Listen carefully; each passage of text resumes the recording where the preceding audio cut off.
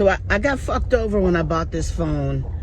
I showed the salesman what I wanted, and he brought me what he wanted to sell, and I bought it and went home with it. And by the time I realized he didn't give me what I asked for, it was too late. I was bound to this phone. So I have half the memory that I thought I had, and it causes a lot of problems. One of the problems it causes is I just shut it down, and most of the time I don't even record when I really want to. So I was just recording my neighbor's, well, I was investigating, and I used video to have some sort of evidence or whatever, and you know, in case anything went wrong, to see what that noise was, because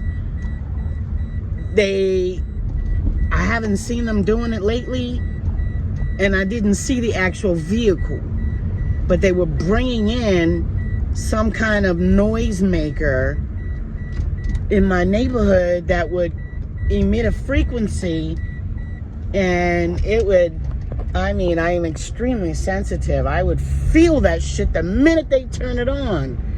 And it causes you severe panic attacks. It causes you severe anxiety. And it blows. I can't really explain what it does, but for me, I am a jewel.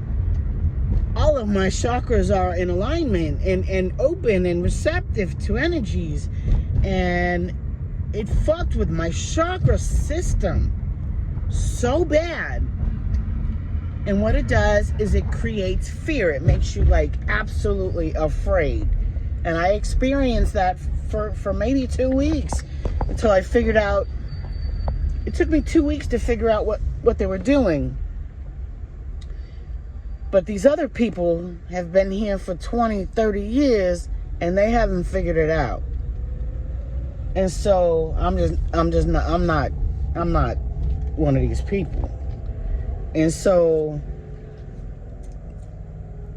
I'm out there looking to find out what the fuck is that noise. And I found that my neighbor, it has an air pump going, and it's almost 2:30 in the morning. It's 2:23, and that is accurate. That is accurate. And you know, there's nothing wrong with you pumping up your tire, especially if it's 2 in the morning and you're stranded. But you have 2 other fucking cars. First of all, your car is parked the wrong way on a one-way. And then you're doing all that noise making at 2 in the morning. You can't get mad when somebody comes and looks and sees what the fuck is going on, right? So, I don't know what the other videos showed, because I think I had shut it off.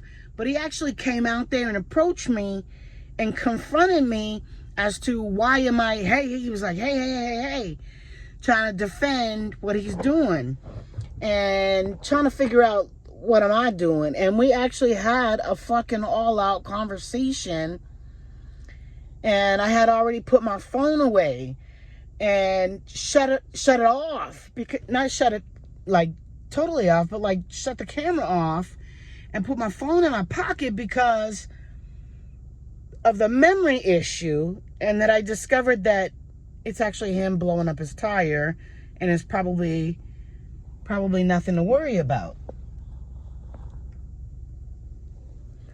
So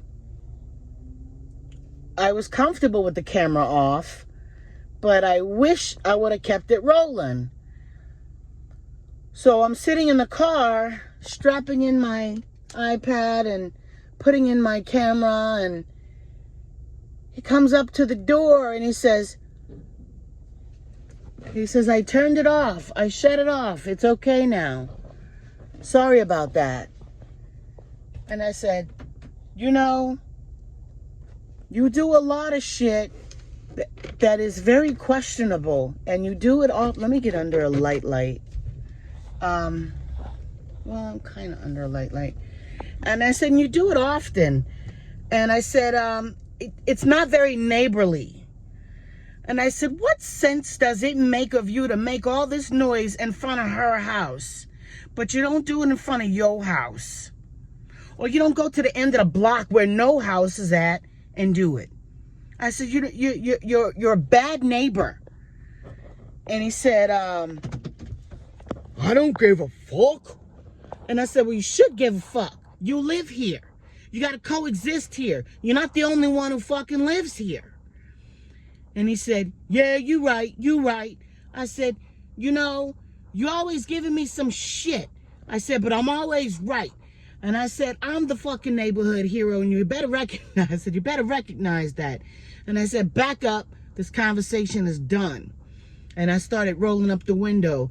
And he said, everybody around here just needs some damn dick. And I said, what? I said, this conversation is over. And he said, especially you. He said, you need a man. Why don't you let me move in with you? And I said, you get the fuck away from my car. Get the fuck away from my door. Fuck you, you crackhead motherfucker. Get the fuck out of here. And I rolled up my window. And I was like, damn. I pulled my phone out of my pocket. And I was like, if I wasn't afraid of not having enough memory to have captured that moment, my phone would have kept rolling. All of that would have been on video. So, none of it was on video.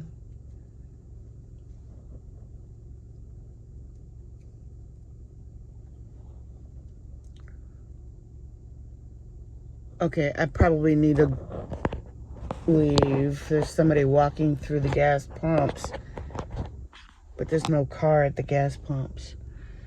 I might be being circled.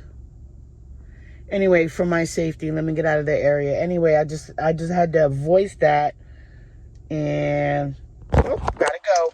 He's coming this way.